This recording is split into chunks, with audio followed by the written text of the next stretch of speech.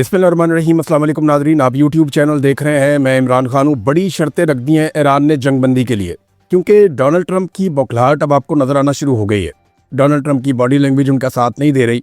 वो हर जगह पे अलग अलग तरह से बात करते हैं।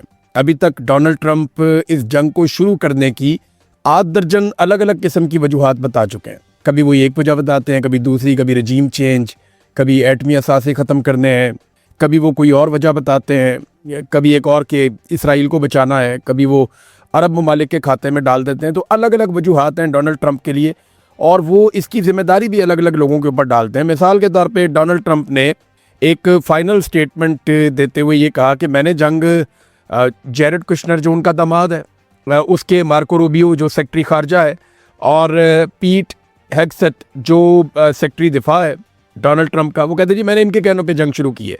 इन्होंने कहा था अगर हमने हमला ना किया तो ईरान हमला कर देगा, फिर मैंने जंग कर दी। तो डोनाल्ड ट्रंप अब इल्ज़ामात भी दूसरों के ऊपर आहिस्ता आहिस्ता डाल रहे हैं और अलग अलग किस्म की वजूहात बताते हैं कि जंग क्यों शुरू की। आधा दर्जन किस्म की अलग अलग वजूहात तो वो बता चुके हैं, और ये साबित हो रहा है वक्त के साथ साथ कि डोनाल्ड ट्रंप इसमें फंस गए हैं। आप अमेरिकन मीडिया को देख लें, अमेरिकन सियासतदानों को देख लें, उनकी अक्सरियत डोनाल्ड ट्रंप के साथ नहीं खड़ी। डोनाल्ड ट्रंप पे बदतरीन तनकीद हो रही है।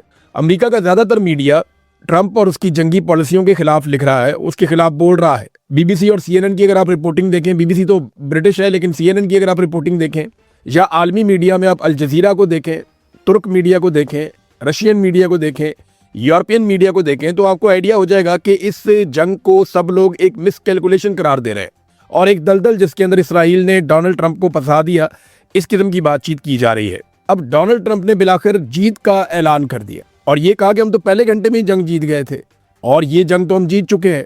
ईरान में ऐसा कुछ बचा ही नहीं जिसको अब तबाह किया जाए। हमने तो बहुत तबाही फेर दी है। उनके जहाज़ भी डुबो दिए, उनकी एयरफोर्स भी ख़त्म कर दी, उनके जो है वो इंफ्रास्ट्रक्चर सारा उड़ा दिया, उनकी जो लीडरशिप है वो भी सारी मार दी। अब इस किस्म की बातें डोनाल्ड ट्रंप कर रहे हैं कि हम तो जंग जीत चुके हैं, लेकिन ये सौदा बिक नहीं रहा। ये जो सौदा डोनाल्ड ट्रंप बेच रहे हैं ना कि जंग हम जीत चुके हैं, ये फेस सेविंग का स्टेटमेंट है।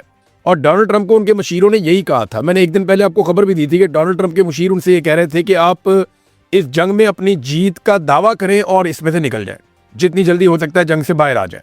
अब डोनाल्ड ट्रंप ने यह दावा किया कि हम तो जंग जीत चुके हैं, लेकिन कोई ये सौदा खरीद नहीं रहा। बैनुल-अक़वामी मीडिया उठाकर देखें तो बेशक ईरान का बहुत नुकसान किया डोनाल्ड ट्रंप ने, इसका कोई दूसरी राय नहीं है। इसमें सबसे ज़्यादा नुकसान इस लड़ाई में जो फिजिकली हुआ वो ईरान का हुआ। लेकिन अगर किसी की मिथ टूटी है और किसी के इमेज को सबसे बड़ा इसमें डैमेज हुआ तो वो अमेरिका को हुआ। ये बात भी, गुडविल तो अमेरिका की खराब हुई है ना। एक चौधराहट थी, एक बड़ी बात थी अमेरिका की, वो बात उस तरह रही नहीं। बहरहाल अब डोनाल्ड ट्रंप का ये वाला सौदा नहीं बिक रहा जो जीत के तौर पे वो पोर्ट्रे कर रहे हैं इस लड़ाई को। अब इसकी ना कुछ वजूहात हैं। नंबर एक तो आप ये देखें ना कि ईरान ने मशरिक वस्ता में जितने भी अमरीकी अड्डे हैं उन सबको निशाना बनाया। ये इससे पहले कभी नहीं हुआ। तो जीत का ऐलान कैसे किया जा सकता है? अमरीकी बहरी जहाज़ या उनके जो बहरी बेड़े हैं, जिनके बारे में पूरी दुनिया के अंदर बहुत मशहूर है, जिस तरफ ये चल पड़ते हैं उस तरफ वो ममालिक डर जाते हैं। यानी अमेरिका का पुराना तरीक़ाकार है, जिस मुल्क से उन्होंने कोई बात मनवानी हो, वो ना मान रहा हो तो बहरी बेड़े उस तरफ को चल पड़ते हैं। वो बहरी बेड़ों से पहुंचने से पहले ही बात मान ली जाती है। लेकिन यहाँ पे उल्टा काम हो गया। ये पहली मरतबा ऐसा हम देख रहे हैं कि ये जो अमरीकी बहरी बेड़े हैं ये पीछे हटे और ईरान की जो मिसाइलों की हद है उससे बाहर निकल गए और वो अभी तक वापस नहीं आ रहे। आबनाए हुर्मुज़ जो है वो एक सिंबल बन चुका है कि इसके ऊपर कंट्रोल किसका होगा, अमेरिका का और अमेरिका के इत्तेहादियों का होगा, इसराइल का होगा, या खलीजी ममालिक का होगा, या ईरान का होगा। तो ईरान ने साबित किया कि उसकी बालादस्ती है, उसने कंट्रोल किया हुआ है। एक तरफ जो है वो ओमान और यूएई है और दूसरी तरफ ईरान है। और ईरान ने आपने हुर्मुज़ में आप सुरंगें भी बिछा दी बारूदी, वो बम होते हैं जो फ्लोट कर रहे होते हैं वो वहाँ बिछा दी उन्होंने बहुत सारे, और ईरान ने उसके ऊपर कंट्रोल करके अपनी बालादस्ती साबित की है। अमेरिका वो भी नहीं छुड़वा पा रहा। फिर अमरीकी फ़ौजी हों या अमेरिकन ऑफिशियल्स हों या अमेरिकन सफारतकार हों या अमरीकी शहरी हो, ये बहुत बड़ी तादाद में, हज़ारों की तादाद में खलीजी ममालिक से इनका इनखला हुआ है। ये भी पहली मरतबा हुआ है। तो इसको जीत कैसे करार दिया जा सकता है? अमेरिकन जो एयर डिफेंस सिस्टम है, थार्ड या पैट्रियट, या इसराइल का जो पूरा एक आयरन डूम का सिस्टम है, वो सारे के सारे एक्सपोज हुए हैं। ईरान ने उनमें काफ़ी तबाह किए हैं, बहुत सारे रेडार जो है उन्हें नुकसान पहुँचाया। तो फिर इसको यकतरफा जीत करार नहीं दिया जा सकता। और फिर इसके अलावा ईरान ने ना डोनाल्ड ट्रंप की जो मुज़ाकरात की ऑफ़र है उसको भी मुस्तरद किया है। तो इसके बाद आप एकदम से नहीं कह सकते कि आप जंग जीत गए हैं।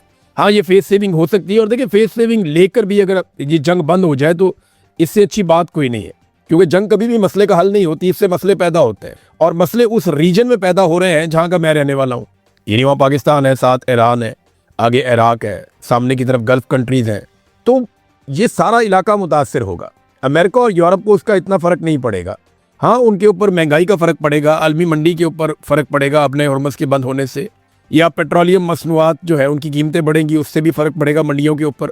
और चाइना को इसका फ़ायदा हो सकता है, क्योंकि चाइना का पेट्रोल रुक नहीं रहा। 11 मिलियन बैरल पेट्रोल तो उन्होंने अभी ले लिया, और ईरान ने जो अपना तेल बेचने की रफ्तार है उसको बढ़ा दिया। ये भी आलमी रिपोर्टें आ रही हैं कि ईरान का तेल पहले से कम नहीं, पहले से ज़्यादा बिक रहा है। उन्होंने रसद बढ़ा दी है, क्योंकि दुनिया का तेल उन्होंने रोक लिया, तो अपना वो चला रहे हैं काम।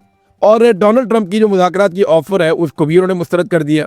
बाद में जिन वफादारों की ड्यूटी लगाई गई थी अमेरिका की जानिब से कि बातचीत की जाए, इसमें रशिया ने भी बात की, कुछ और लोगों ने भी बात की। रशिया तो वफादार नहीं है, लेकिन पाकिस्तान की ये है कि पाकिस्तान की जो इस वक्त पॉलिटिकल क़यादत है वो डोनाल्ड ट्रंप की बहुत वफादार है।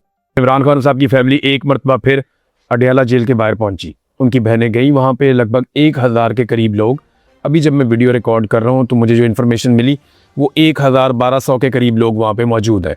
ये पाकिस्तान तहरीक इंसाफ के लोग हैं और ये इमरान खान साहब की रिहाई चाहते हैं, उनका इलाज चाहते हैं, उनसे मुलाकात चाहते हैं, लेकिन मुलाकातें बंद की गई। इमरान खान साहब की बहनों ने वहाँ पे मीडिया के साथ बातचीत भी की, जो सोशल मीडिया के लोग आए थे उनसे भी बातचीत की, और एक मरतबा फिर उन्होंने वही मुतालबात किए जो वो हमेशा से कर रही हैं कि हमारे भाई से मुलाकात करवाई जाए। और ये बड़ी अजीब चीज़ है, यानी नवाज शरीफ इस चीज़ को इमेजिन भी नहीं कर सकता, उसका तसव्वुर भी नहीं कर सकता कि नवाज शरीफ जेल के अंदर बंद हो और नवाज शरीफ की मुलाकातें बंद कर दी जाएं। मरियम नवाज हो जाए या आसिफ अली जरदारी हो जाए, ये लोग इस बात को सोच भी नहीं सकते कि इन्हें जेलों में बंद किया जाए और इनकी मुलाकातें बंद हो जाए। या जो वो जनरल फैज़ बंद है, या जनरल नदीम अंजुम को कल को पकड़ लिया जाता है, या जनरल बाजुआ गिरफ्तार हो जाए, या आसिम मुनीर साहब फ्यूचर में गिरफ्तार हो जाए, इनमें से कोई भी अगर पकड़ा गया तो ये क्या सोच सकते हैं कि इनकी मुलाकातें ही बंद कर दी जाए, इनको कोई मिले ही ना, इनसे कोई बात ही ना करे और सारी दुनिया से काट के इन्हें रख दिया जाए?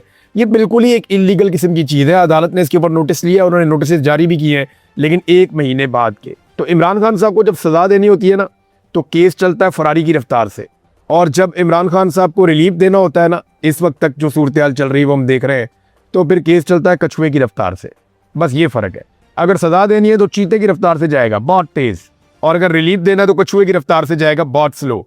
ये हम बार बार होता हुआ देख रहे हैं। अलीमा खानम ने अपनी जो फैमिली की तरफ से एक लायामल है वो बताते हुए उन्होंने ऐलान किया कि यह तासुर गलत है कि जो तहरीक जो है वो सिर्फ सोशल मीडिया की जमात है, पाकिस्तान तहरीक इंसाफ। उन्होंने कहा ये तासुर गलत है कि जमात जो है सोशल मीडिया की है। आप देखते जाए, हर चीज़ का एक वक्त होता है और फैमिली की तरफ से कोई ना कोई लायामल देना पड़ेगा, क्योंकि अब लोग बहुत दबाव डाल रहे हैं। बार बार लोग ये कहते हैं कि इमरान खान साहब के लिए उनकी फैमिली को ही अब सामने आना पड़ेगा, बाकी लोग तो काफ़ी हद तक कंप्रोमाइज़ हो गए हैं, ये दावे किए जाते हैं। कुछ चीज़ें मैंने नोट भी की हैं, यानी पाकिस्तान तहरीक इंसाफ की जो खैबर पख्तूनख्वा की हुकूमत है उस पर बहुत तनकीद हुई, किस वजह से हुई वो वजह मैं अभी आपके सामने रखता हूँ। लेकिन पहले जजों को मैंने कहा ना बहुत जल्दी है इमरान खान को सज़ा देने की। एक्चुअली तो जल्दी मिलिट्री एस्टेब्लिशमेंट को है ना, तो जजेस तो उनके ईमा के ऊपर वो कहते हैं जल्दी जल्दी करो, बस जो पीछे से हुक्म आ रहा है जल्दी जल्दी करो।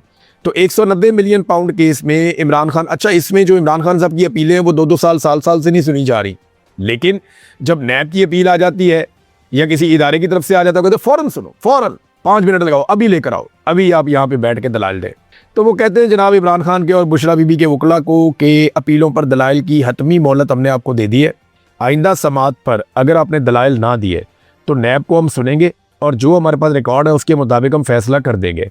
दलाइल देने की लतीफ़ खोसा साहब ने अंडरस्टैंडिंग हमारे साथ की थी और उन्होंने अंडरटेकिंग दी है, तो हमने आप लोगों को तारीख दी है। अब मामला ये है कि वहाँ अदालत को बहुत जल्दी है इमरान खान साहब को सज़ा सुनाने की, तो सुना लें। पहले इमरान खान साहब कौन से जेल से बाहर है या उन्हें बाहर निकालने के लिए कोई सिस्टम के अंदर कोई गुंजाइश मौजूद है ना। इमरान खान साहब, देखिए इमरान खान साहब का केस कोई कानूनी तो है नहीं, ना किसी अदालती मुकदमे में वो इस वक्त जेल में बंद है। ये सारा एक ड्रामा है।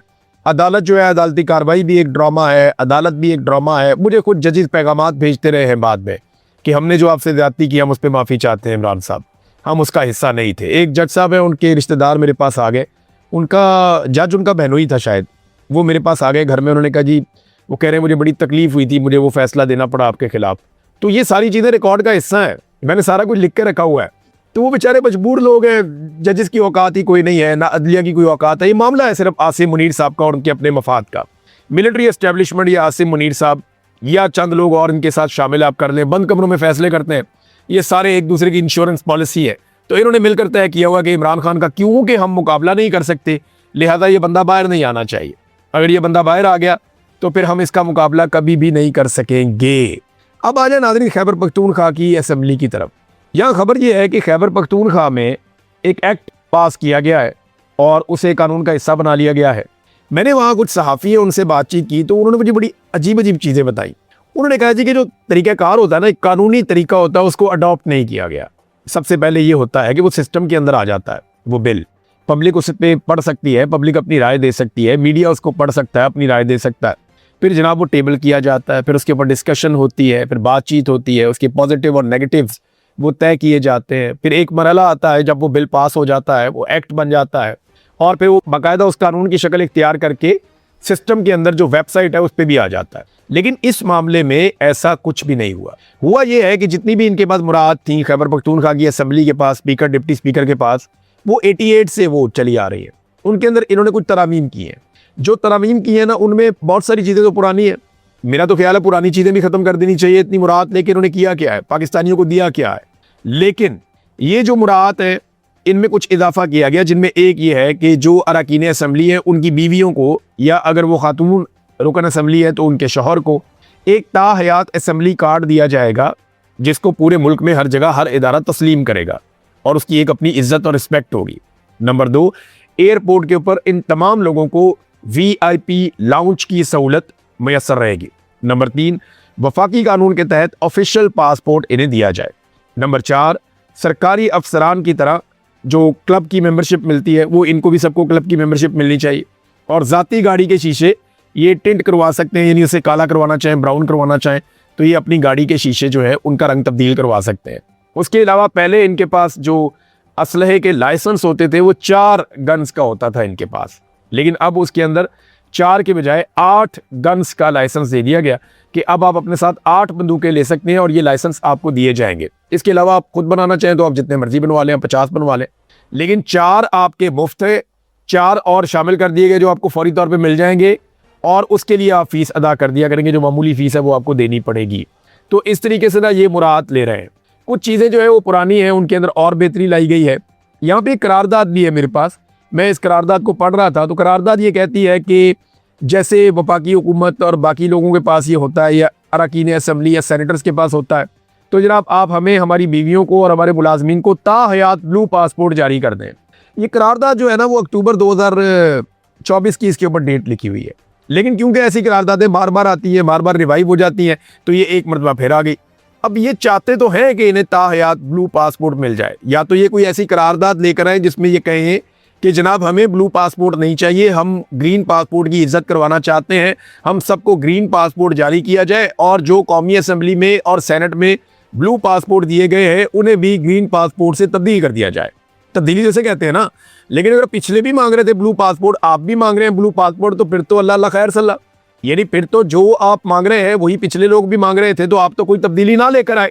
मैं कई मरतबा ये कह चुका हूं कि तमाम ऑफिशियल्स को, जब तक वो सरकारी ओहदे के ऊपर है, यानी अगर कोई किसी वक्त MNA है, मिनिस्टर है, अपोजिशन लीडर है, या कोई ब्यूरोक्रेट है, या कोई फौजी है, या कोई जज है, जब भी कोई आदमी ऑफिशियल कैपेसिटी में मौजूद है और वो पाकिस्तान की सरकार के लिए किसी भी तरह काम कर रहा है या रियासत के लिए काम कर रहा है, तो उस स्पेसिफिक टाइम पीरियड के लिए आप उसको ब्लू पासपोर्ट जारी कर सकते हैं, स्पेशल पासपोर्ट आप दे सकते हैं।